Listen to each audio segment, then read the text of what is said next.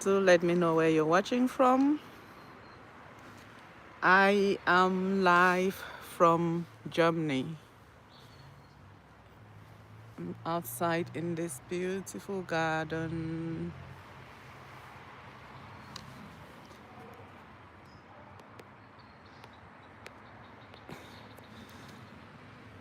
Hello. Good afternoon, good morning, good evening, whatever your timeline is that you're joining from. Today, I just want to do a quick reflection, as stated in the topic, about emotional triggers and habits, because your emotional habits is the blueprint of how you respond when triggered emotionally. And a lot of the times we don't recognize neither the triggers nor the habits, and consequently the implications of those habits. And the key word here is responding emotionally as opposed to reacting, because when you're reactionary, then the emotion is taking control. The emotion is leading. Your decisions are really not your decisions. They are influenced, triggered, forced, and consequences of how we feel emotionally. For instance, if you're scared, if you're frightened, if you're anxious, for whatever reason, those emotions make you act a certain way. You take decisions favorably, you shy away from things that you intended. Whatever reasons, you react in specific ways. But when you look at those habits, like aggression is somebody's trigger emotionally. Something upsets you and your response is anger. Okay, other people respond in shame, and then what does that shame make you do or fail to do? Other people go into hiding, withdrawal, not really showing up as yourself because emotionally you feel low, limited, or whatever other response and habit comes as a result of your emotions. And I think that rules us potentially, positively or negatively, depending on how much control you have over your emotions. But why do we struggle? Sometimes people pleasing is an emotional habit because you feel something and you struggle with, if I don't do this, then I'll lose favor, I'll lose love, I'll lose relationships. So we say yes when we want to say no. We say no when we actually should be saying yes, because we are guided by our emotions around those things. Embarrassed to fail, to look stupid. We don't put good enough boundaries. And that's a big one when emotions take away boundaries. You don't say no because you love somebody. And that emotion of love rules you heart over hate, when the logic and the reality of that aspect of helping pushes you out of alignment with things that are important to you. Meaning that by seeking love first, by being guided to protect that relationship or that engagement, you are going out of alignment with your own morals, values, and intentions. And that's how big emotional decisions are. Because as human beings, we feel things. And when we feel things, we react to those feelings.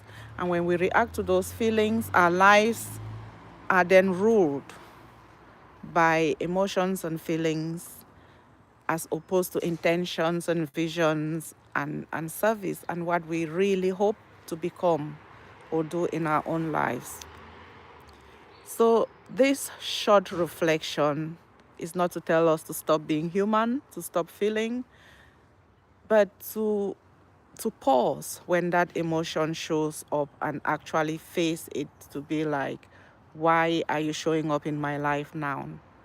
Why am I triggered by this thing? There's always a reason. Why do I feel ashamed in this social aspect? And if that reason is a genuine thing that you did that is against your moral compass, that you feel ashamed of, then you have to deal with it. You have to acknowledge it, and you have to, because only you know why you're feeling that emotion, positively or negatively. And even if it's triggered from external people, if it's something that is coming from outside, it still impacts you for specific reasons. Because I think when you're guided by rational thinking as opposed to those emotions, you will be able to make better decisions. A lot of the times we forgive people who repeatedly hurt us because we love them. Again, there, we are being led by that emotion.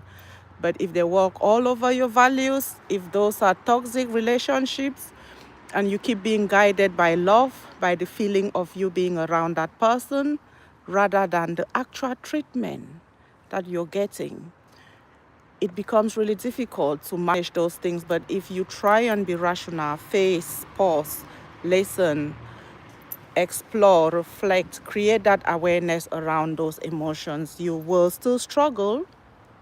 I'm not saying those decisions are easy. I'm not saying it's easy to just leave or create distance from the people you love. But when you are able to see the toxicity, when you are able to see the repeated patterns of how they hurt you, dismiss you, ridicule your boundaries, when you actually look into those things, past those emotions, with some rational thinking, you will be able to decide with that evidence of your reflection that I am making this disconnection with this person because over and over and over in these 1, 2, 3, 4 examples, they treat me this way. It becomes easier to be firm with your boundaries, even when love is present, even when fear is present, even when anxiety is present, when you fear that interview, but you know that this job aligns with me financially, in service, or just how it meets the demands of my family. You're gonna walk past that fear and go for it anyways.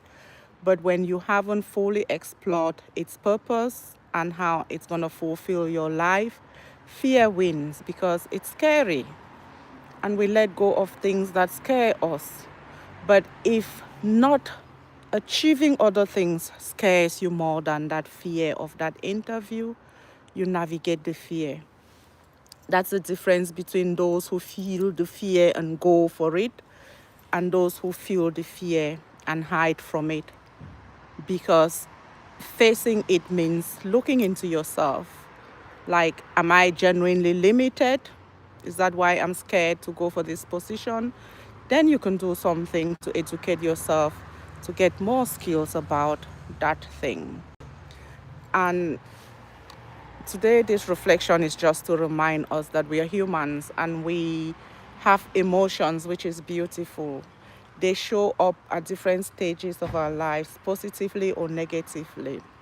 Heavy emotions or beautiful emotions, but how you embody them influences your life. It becomes decisions of your life through those emotions.